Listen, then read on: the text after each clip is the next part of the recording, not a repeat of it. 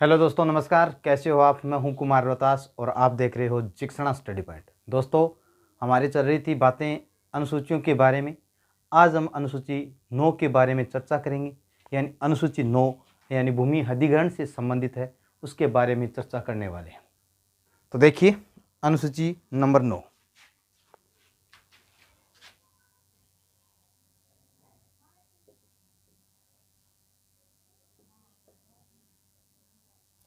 अनुसूची नंबर 9 क्या कहती है? भूमि अधिग्रहण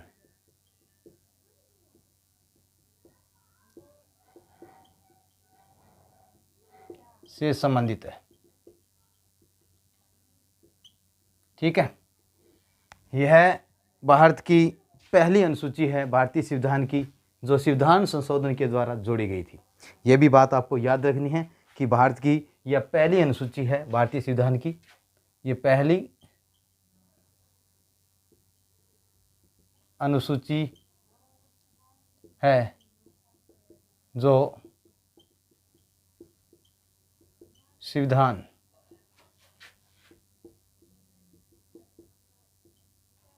संशोधन के द्वारा जोड़ी जाती है।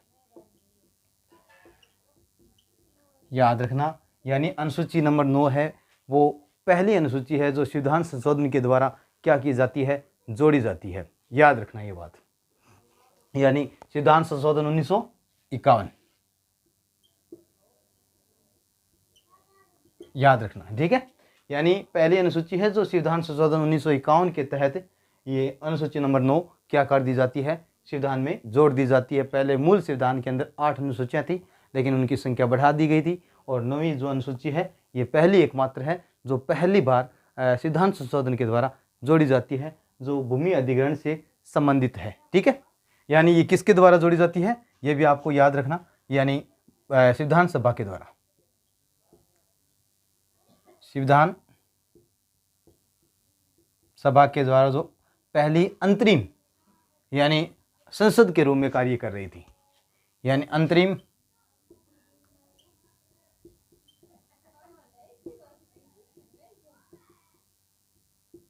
संसद के रूप में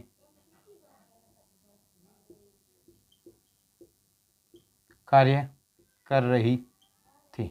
जो भारतीय संविधान सभा है वो अंतरिम संसद के रूप में कार्य कर रही थी पहले संविधान संशोधन 1951 के तहत, और भारतीय संविधान ने यानी अनुसूची संख्या 9 को जोड़ा था। ठीक है, याद रखना ये बात भी आपको कि प्रथम संविधान संशोधन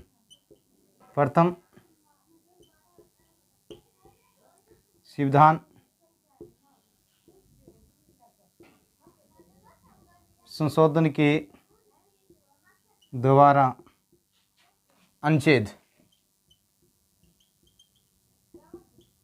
31A जोड़ा गया, जिसमें उल्लेख क्या किया गया था?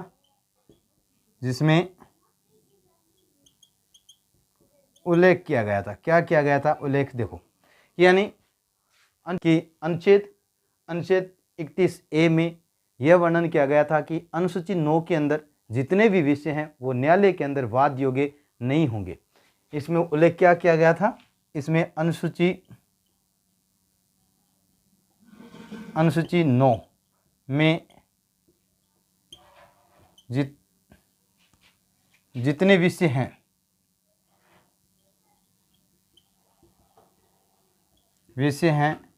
वो न्यायालय में वाद योग्य नहीं होंगे। ठीक है, अनुच्छेद 31A के अंदर ये बात साफ साफ लिखी गई थी, लेकिन बाद में संविधान संशोधन हुआ और अनुसूची 9 के जितने भी विषय हैं उसे वाद योग्य कर दिया गया था, वो भी हम बात करेंगे। ठीक है, मूल संविधान के अंदर इस सूची के अंदर 13 विषय डाले गए थे, लेकिन वर्तमान के अंदर 284 विषय हैं। यानी इस अनुसूची के अंदर मूल संविधान की हम बात करें, एक बार मिटो देता हूं।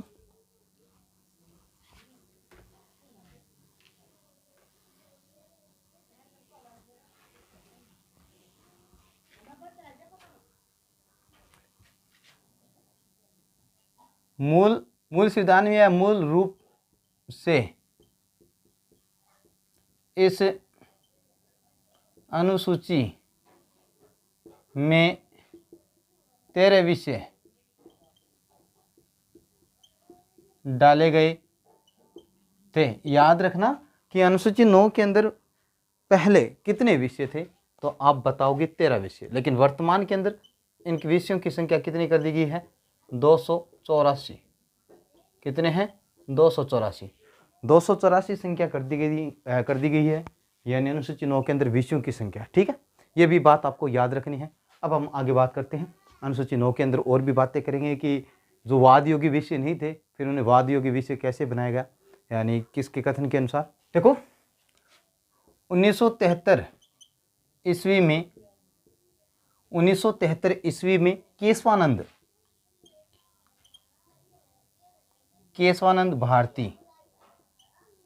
भारती के तहत न्यायालय में मूल ढांचे की अवधारणा दी। न्यायालय में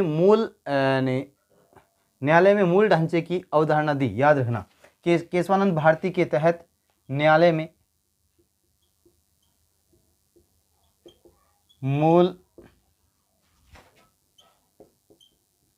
ढांचे की अवधारणा दी। ठीक है, एक वाद आता है कोयलो बनाम तमिलनाडु।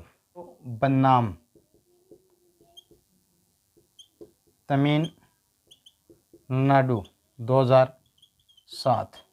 याद रखना, एक वाद था कि कोयलो बनाम तमिलनाडु